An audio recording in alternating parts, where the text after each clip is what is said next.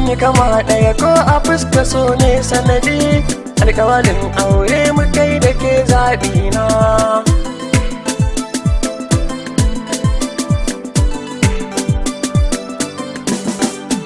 Mafarki na yaushe za ya zama to gaske, a ɗaura mana aure da ke nan take. Idan an yi hakan zuciya ta warke, ba sauran ciwo damuwa ta yanke. Kin shiga raina zuciya da ke ta yi samo, burina a ɗaura auren mu baby na.